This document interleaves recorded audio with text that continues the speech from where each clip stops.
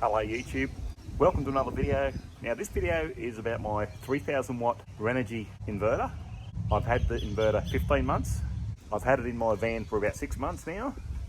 Before that it was the back of my house, hooked up to my home solar system, running my household fridge, but now actually it's in my van. So viewers, now it's mounted under the bed in the van. Now when you buy these things come with 4-gauge cable. You connect 2 cables to the negative, you connect 2 to the positive, and they're only 4-gauge cables. It's not heavy enough. You really need to upgrade your cables. I recommend you go to 000 gauge cables, ideally, to run this inverter. Make sure your cables are heavy enough, because these things really suck the power. They really do. You will need sufficient battery power, and you will need some way of charging those batteries. So these place an incredible amount of power on your battery. I have 3 lithium batteries connected to this inverter, which they are capable of putting out 300 continuous amps. That's why I have the 300 amp fuse hooked up to the inverter, and I don't have any problems at all with the setup the way it is. And you do also get the remote switch with the inverter, which is handy because you can tuck the inverter away and you can just have the switch available to turn it on and off when you need it. The inverter on standby uses approximately 1.4 amps. Doing nothing, just sitting there, not doing a thing. So when you're not using the inverter, make sure you switch it off. So yeah, the inverter also is earthed to the vehicle chassis. You can see the earth wire. If you connect an inverter in your vehicle, make sure you earth it out from the earth point to the chassis. The inverter has performed well in 15 months. I've had it. It has been working well on the van. Okay, then in the inverter, I've actually got these plugged in. So this power board is just onto an extension lead that plugs into one socket of the inverter. And this one here, that is plugged in to the second socket of the inverter, or another extension lead. So that extension lead goes to one power board, that one goes to the other power board, and that is it. There is no electrician required to install this inverter. I brought in my portable air conditioner into the van. Now I just want to show you how this inverter will run this jug no problem, but soon as I put it over onto this air conditioner, now I'm going to show you how the inverter cuts out when I actually put on air conditioning. So my battery's charging, but the fan's running and the fridge is running, and I've still got charge coming in from the solar on the van. So anyway, I'll just show you how this won't run.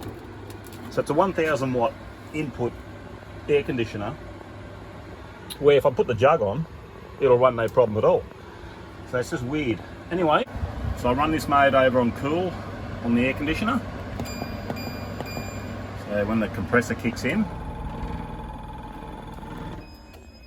and you can hear the inverter cut out. It didn't like it. So yeah, I don't get it, where the inverter should kick out 6000 watts for a short time, but it just clapped out. So the inverter cut back in again. I'll just put this back over the fan. So it's running on the fan, no problems at all. But amazing that, how it doesn't like the air conditioner. Now it's only 12,000 BTUs per hour. And there's input, 1050 watts. And this inverter is a 3000. So I'm not getting how it doesn't run this air conditioner. It should run this pretty easy. I'll turn that off. Okay, I'll just put the jug on, I'll show you. So the kettle runs 1850 to 2200 watts. Okay, just to show you the badge on the kettle. Electric kettle, I'll put a bit of water in it. There's the kettle.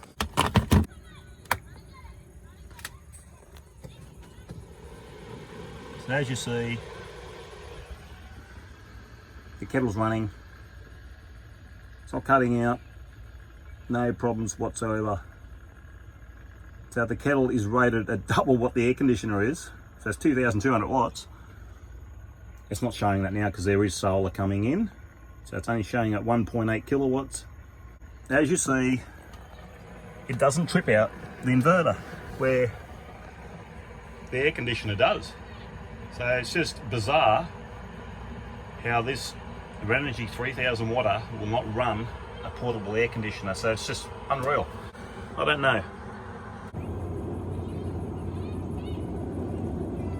There it is, boiling, no problems at all.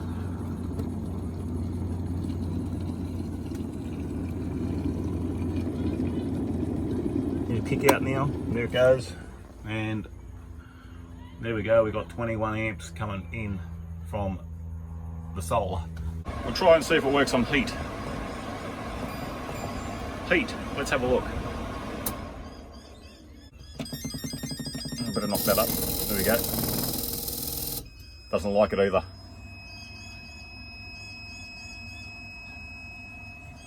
So yeah, the inverter does not like portable air conditioners. It's pretty strange as the 1000 watt Renogy cannot run this air conditioner either. It just cuts out. So yeah, there's me 1000, and that won't run a 500 watt input window air conditioner. This seems to struggle and cuts out. It does the same thing.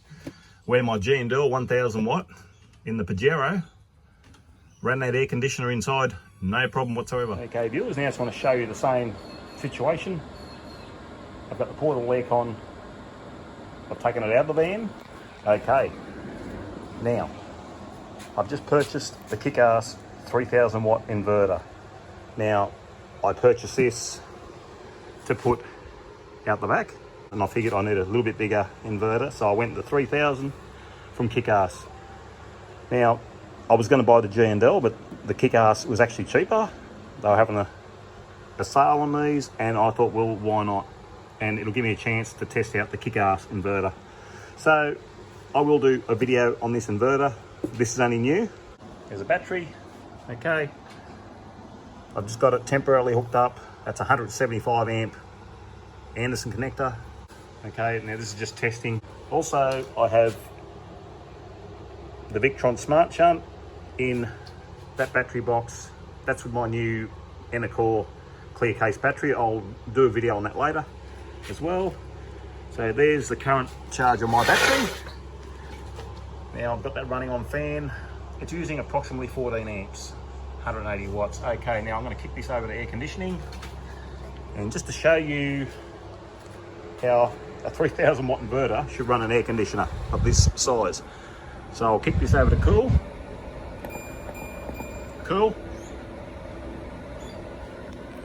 We'll just let that kick in. There it goes, the compressor's just kicked in.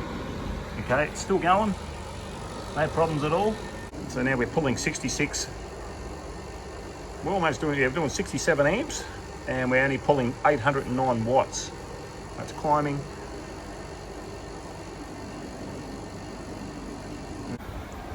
That's beautiful, that's actually nice. So yeah, just to show you the aircon works, and it does work on another brand inverter. So there we go, the aircon's on flat out, it's 1000 watts, and we're pulling 86 amps, and no problems whatsoever with the inverter at all. That's not even getting hot. And that's what the Renogy should be doing. It should be doing the same thing, really good, and that's going flat out. And there we are at 1042 watts. We're just over the 90 amp mark now. But yeah, that's absolutely chewing the battery power, absolutely. Okay, now I'll just show you a great pro with these inverters. They have a UPS function, or I think it's called an uninterrupted power supply. What happens, you plug into the power point, down into the inverter. So say you got your computer plugged into here. When your power gets cut out, so your power supply goes, you get a thunderstorm or something, instantaneously this will switch over to battery power.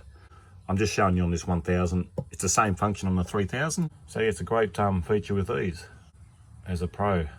Okay viewers, I hope you enjoyed this video, and until next time, see you later.